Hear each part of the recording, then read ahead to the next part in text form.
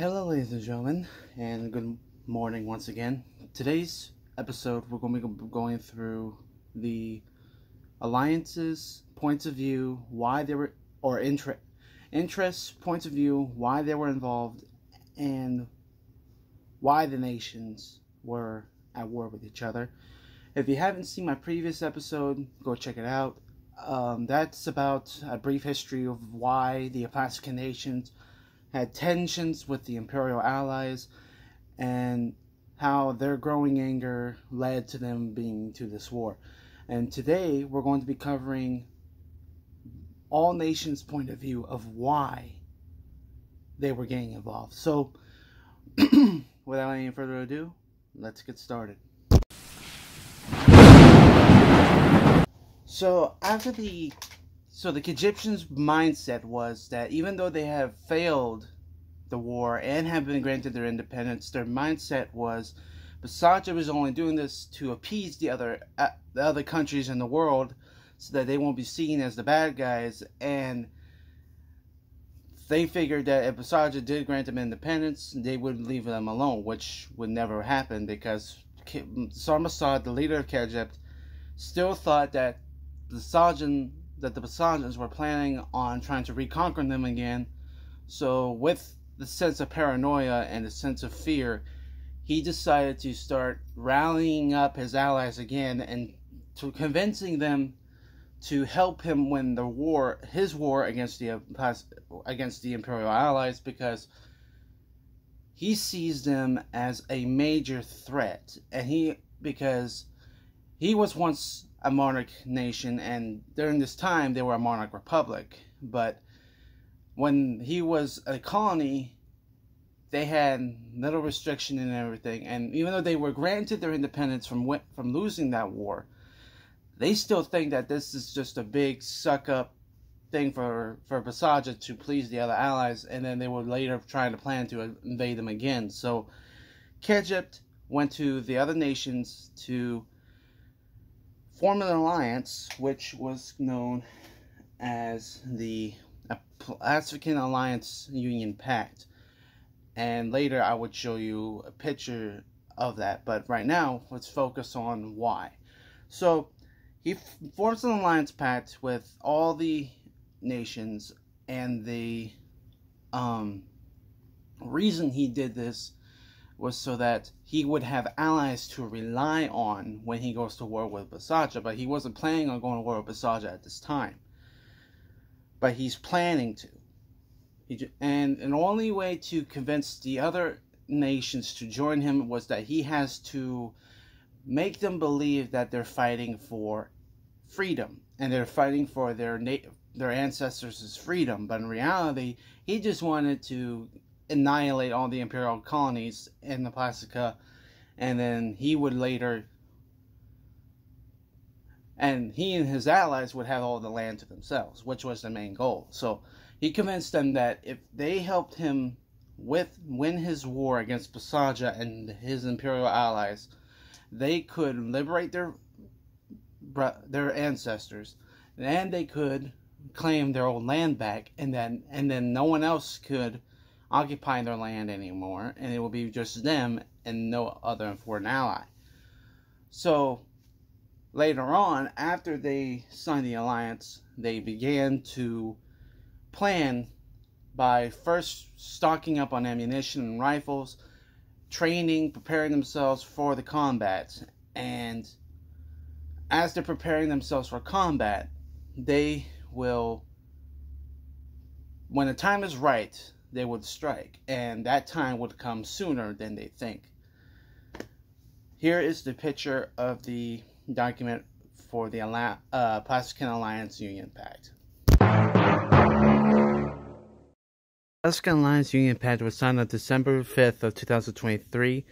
This is a document proving their alliance, and you can take the time to pause and read the terms if you want to. And there are the signatures of the allied leaders. Now let's move on to the points of view. As Egypt and his allies were preparing for their next attack on the Imperial Allies and for their war against the Imperial Allies, Basaja had picked up on this already.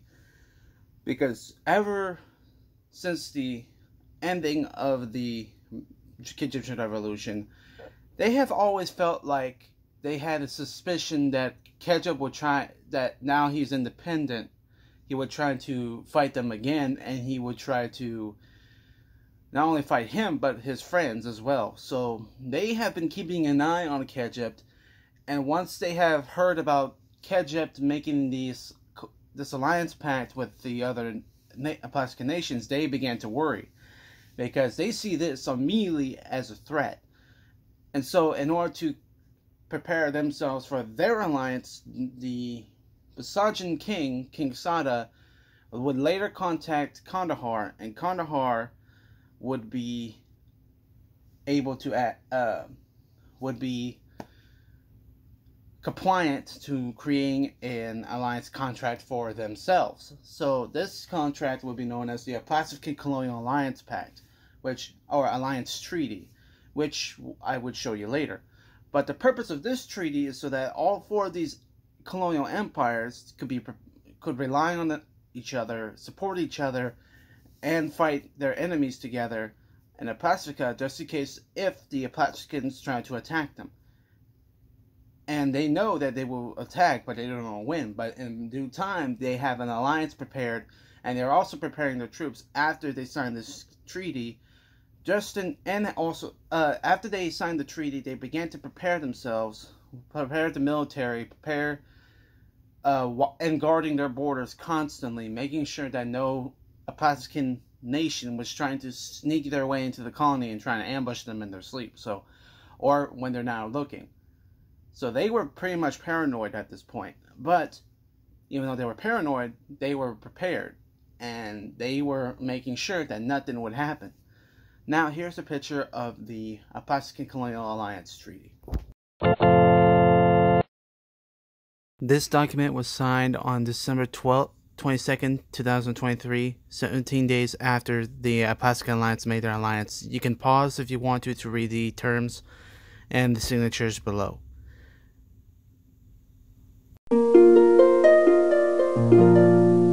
Okay, so like I said earlier from the previous, the Basajans had very high suspicions, and also during this time period, they were thinking that since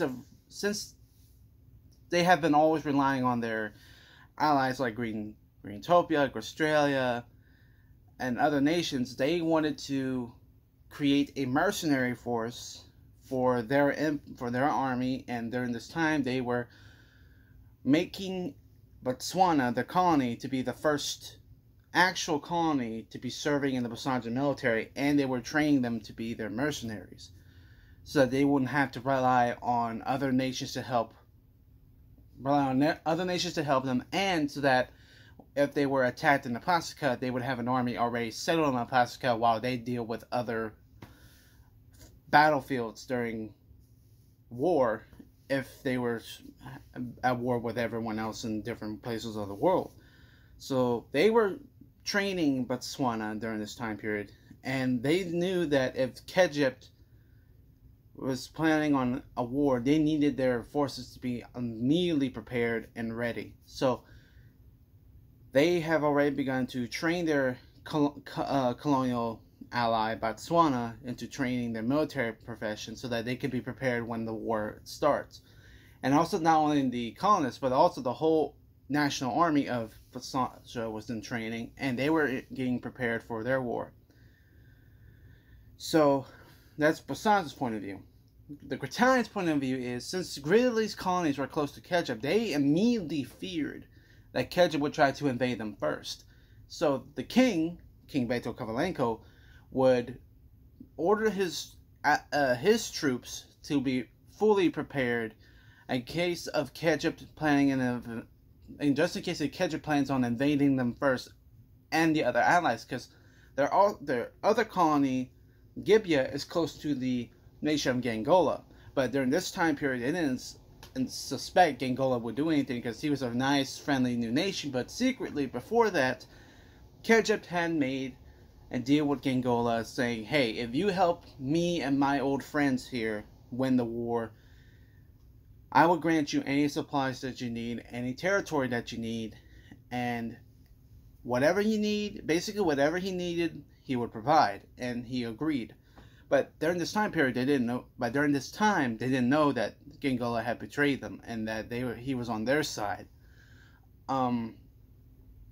Bulgaria's point of view at first was, okay, yeah, I definitely going to have my soldiers prepared just in case if the Bagauans or the Bajirans or the Gingolans or any nation tried to come through Kandahar's colonies and come attack mine. So his mindset was to be ready at any cost, because he knows that if he doesn't be ready later or be ready now than later, he would be defeated quickly if the other nations couldn't hold him.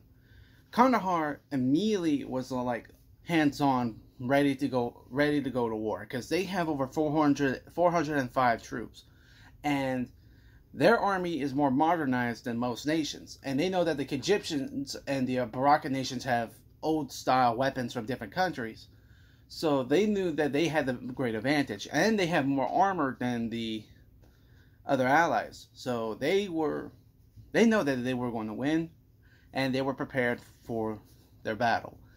Now Botswana, they were promised during this war that if they fought for the empire in Basaja, they wouldn't have to rely on Basajan soldiers to protect the colony border. They wouldn't rely on the Basajan soldiers to protect their borders. They could rely on themselves to guard the borders, along with Basajan help. So they were in on it for their little bit of independence, because they were a colony, and they were promised that if they fight well, and if they didn't change sides, and they were trained that the loyalty of your kingdom is more valuable than your betrayal, because in Basaja, they don't take betrayal very well, because betrayal could lead to a lot of consequences. And the Botswanans were like, okay, yeah, we are definitely going to be loyal to you, and we will fight for you. So they were actually glad to have the chance to fight. And for many years, they have always been they have always been protected by the Basajans and the other empires. But when they heard that they got the chance to fight, they were heads on for it, and they were willing to prove themselves worthy of fighting for the Basajan Empire. And they wanted to make their presence known around the world, which would also happen soon. So these nations are now preparing for their war against each other, both the Imperial and the Aplacifican nations. The Aplacifican nations have been training their forces many months ago. But the Basajans and the Imperial allies have already begun as soon as they realized that the Ketchup was planning something. So it's only a matter of time of preparation, dedication, and strategy. This will be the end of this episode, and I would like to thank you guys for watching, and tune in to episode 3.